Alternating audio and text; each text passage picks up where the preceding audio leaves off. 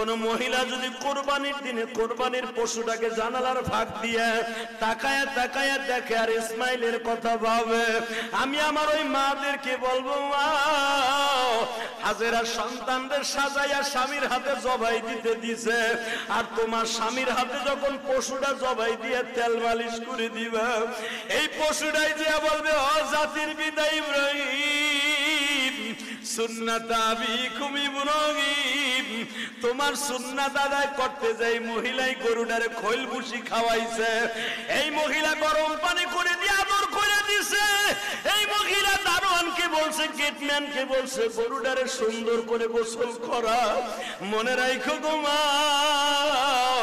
এই জন্যই দেখবেন গরু কিনবেন আপনি, গরুটার তদারকি দিয়া দিবেন আপনার বিবির আন্ডারে। আপনার বিবি যদি এই গরুটারে তেল মালিশ করে দেয়, গরম পানি করিয়া দেয়, একটু আদর করে দাও গো মা, ইসমাইলের গাড়িতে তুমি জান্নাতে যাইবা। এই জন্য গরু কিনা বাড়ির সামনে ঝুলাইয়া রাখবেন, বাড়ির সামনে বাইন্দা রাখবেন, আপনি নিজের হাতে আদর করবেন, এটারে শ্যাম্পু দিয়ে গোসল করাবেন, এটার মাথায় চুলকায় দিবেন, আর চোখের বাড়ি সাইরে দিয়া বলবেন, হে পশুরে, তোরে আমি কিনছিলাম, তুই আমারে পাপের থেকে বাঁচাই দিয়ে গেলি।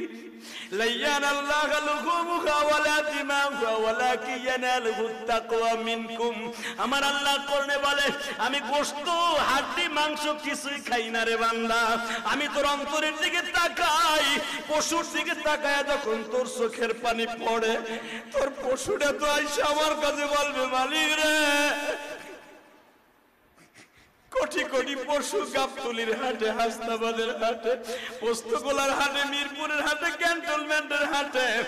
আল্লাহ এমপি সাহেবের বাড়ির সামনে, আল্লাহ কত আলোকদের মাঠে কত লাখ লাখ গরু আসছিল, সবাই কিন্তু বিক্রি হয় নাই। কেউ গাড়ি বলিয়া লইয়া গেছে ফেরত, আমারে তুমি তোমার এই বান্দার বাড়ি পাঠিয়ে দিছো,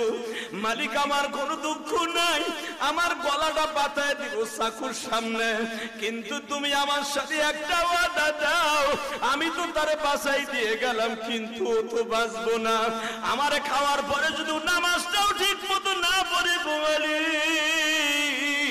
আর কোরবানির টাকার মধ্যে যদি সুদ ঘুষের টাকা থাকে, মানুষকে মাইরের টাকা থাকে, আমি রব্বে কারিমের কাছে তোর বিরুদ্ধে আদালতে নালিশ করব। আল্লাহ আমারে হারাম টাকা দিয়া কিনিয়া কোরবানি ওয়াজিব আদায় করতে চায়, মালিকরে জাহান্নামে না দিয়া পর্যন্ত ইয়া লাইতানি কুনতু তুরাবা, আমি পশু কোনোদিন মাটি হব না।